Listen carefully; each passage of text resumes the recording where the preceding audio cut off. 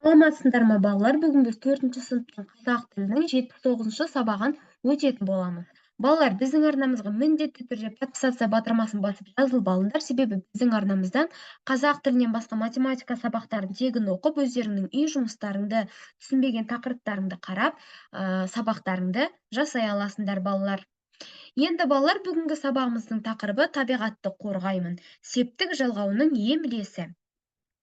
Мәтін мазмұны бойынша шешім табуға бағытталған сұрақтар құрастырамын. Септік жалғауларының қалай жазылатынын білемін. Бірінші бізде балалар 74-ші жаттығу мәтінді тыңда дейді. Адамды табиғатты адамнан бөліп қарауға болмайды. Табиғаттың жері мен суы, орманы мен тасы, жануарлары мен өсімдіктері адам үшін тіршілік етудің басты көзі болып табылады. Сондықтан табиғатты туған анаңдай көріп, туған ұлыңдай қорғауың қажет. Оған бабаңдай табынуың керек. Егер сендер ағаштарды аяусыз сындырып, гүлдерді жұлып, құстардың ұясын бұзып, жазықсыз жәндіктерді өлтіріп, ағып жатқан суға қоқыс қалдықтарын тастасаңдар, табиғат анамыз тарығады. Мұндай жағымсыз қылықтардан аулақ болайық, балалар. Менің отаным тәуелсіз Қазақстан кітабынан. Енді балалар, бізде астында мынандай тапсырма берілген, сол тапсырманы орындайық, иә? Мәтіннің мазмұны бойынша шешім табуға бағытталған сұрақтар құрастыр дейді. Бірінші, егер табиғатты қорғамаса, қандай апатты жағдай болуы мүмкін дейді. Ары қарай тағы да сұрақтар құрастыруымыз керекпіз, иә? Мысалы, бірінші, егер табиғатты қорғамаса, қандай апатты жағдай болуы мүмкін? Екінші, егер ауамыз лас болса, табиғатымыз қандай зардап шегуі мүмкін? Үшінші, егер табиғат анамыз зардап шексе, біз не істеуіміз керекпіз? Төртінші, егер қоқыстарды лақтырып жатқан балаларды көрсең, сен не істер едің? Осындай балалар сұрақтар құрастырсақ болады екен, балалар. Енді келесі бізде балалар 75-ші жаттығу, жұмбақты оқып жатқа айт, шешуін тап дейді. Екі шек бар далада, ауылды жалғар қалаға. Қаланы жалғар ауылға, екі шекпен зулайды ел, жауында да, дауылда. Зат есімдерді тауып, қай септікте тұрғанын айт дейді. Енді балалар, бірінші осы жұмбақты жаттап алыңдар. Одан кейін дәптерлерімізге жазып қоямыз, иә? Енді бұл жұмбақтың шешуі бізде пойыз жолы екен, иә, балалар? Енді бұл жердегі зат есімдерді тауып, оның қай септікте тұрғанын айтуымыз керекпіз, иә, балалар? Бірінші зат есім ол ішек сөзі, атау септігінде тұр. Екінші, далада жатыс септігінде. Үшінші, ауылды табыс септігінде тұр. Қалаға бар септігінде тұр, бар септігінің жалғауы.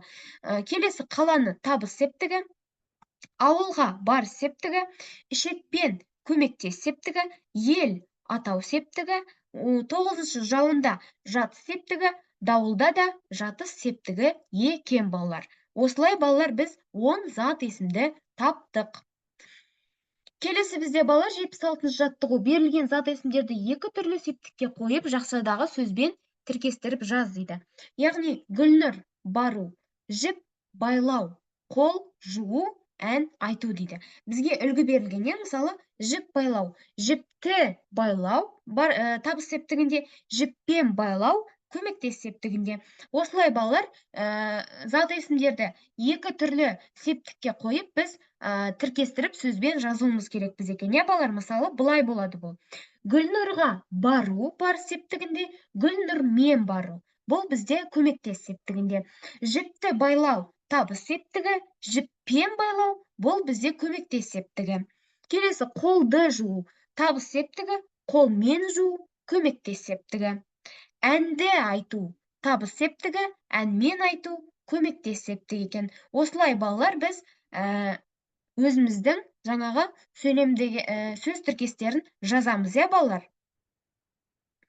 Келесі, 77-ші жаттығу, мәтелді оқып жатқа жаз дейді. Ел жасымен көрікті, тау тасымен көрікті.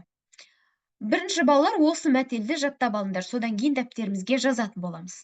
Көмектес септігіндегі сөздердің жалғауына назар аудар дейді. Мәтелдің мағынасын түсіндір дейді, балалар. Енді, балалар, бірінші жаттап алсаңдар, осы мәтелді осылай дәптерлеріне көшіріп жазып алыңдар. Енді, балалар, бұл жерде көмектес септігіндегі сөздер жасымен, тасымен, иә? Бұл жерде жасымен сөзінде түбірі жас, оған тәуелдік жалғауының үшінші жағының жалғауы жалғанған, одан кейін мен деген көмектес септігінің жалғауы жалғанып тұр. Келесі тасымен түбірі тас болады. Оған тәуелдік жалғауының үшінші жағының жалғауы жалғанып тұр. Оған мен деген көмектес септігінің жалғауы жалғанып тұр екен балалар. Осылай талдап жазып қойыңдар, сол кезде сендерге өздеріңе түсінікті болады балалар. Келесі бізде балалар 78-ші жаттығу төмендегі сөздердің тиістісін қойып өлеңді қалпына келтір дейді. Яғни балалар, бұл жерде бізде өлең берілген, кейбір сөздер түсіп қалған екен, иә. Бұны Тұманбай Молдағалиев жазған екен. Енді астында бізде тірек сөздер, яғни орнына қою керек сөздер берілген екен, иә.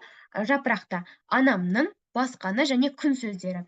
Осы сөздерді орнына қойып жазайық, иә. Яғни бұл өлең бізде бұлай болады екен балалар.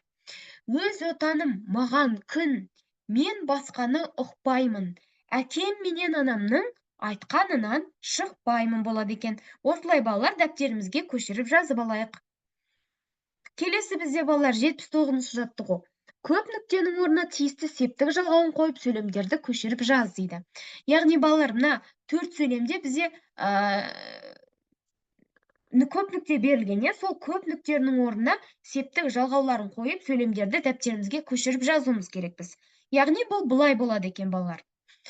Бірінші, табиғаттан адамды бөліп қарауға болмайды. Табиғаттан сөзінде бізде балалар шығыс септігінің жалғауы адамды, табыс септігінің жалғауы жалғанып тұр екен. Екінші, суға қоқыс тастама. Бұл жерде суға сөзіне балалар барыс септігінің ға деген жалғауы жалғанып тұр екен. Үшінші, құстардың ұясын бұзба. Бұл жерде балалар құстардың сөзінде дың ілік септігінің жалғауы екен. Төртінші, бұл оқиғаны журналдан оқыдым. Дан деген бізде балалар журналдан сөзіндегі дан жалғауы бізде шығыс септігінің жалғауы екен балалар. Осылай балалар дәптерімізге көшіріп жазып алайық. Келесі бізде балалар 80-ші жаттығу табиғатты қорғайық нұсқаулығын толықтыр. Бірінші, ағашты кеспе, екінші, гүлді жылма. Ары қарай тағысын тағы біз жалғастырып жазуымыз керекпіз, иә балалар. Яғни, табиғатты қорғайық нұсқаулығы. Бірінші, ағашты кеспе, екінші, гүлді жылма, үшінші, суға қоқыс тастама, төртінші, құстардың ұясын бұзба, бесінші, жазықсыз жәндіктерді өлтірме, алтыншы, табиғатқа зияныңды тигізбе. Осылай балалар табиғатты қорғайық нұсқаулығын өздерің жасасаңдар болады екен балалар. Осымен балалар, біздің бүгінгі сабағымыз аяқталды. Міндетті түрде подписаться батырмасын басып, біздің арнамызға жазылуды ұмытпаңдар. Біздің арнамыздан балалар өздерің таппаған жауаптардың барлығын тауып, қазақ тіліне жаттығуларды, математикадан есептерді бірге шығаратын боламыз балалар. Келесі кездескенше сау саламатта болыңдар. Сендерге сабақта сәттілік тілеймін.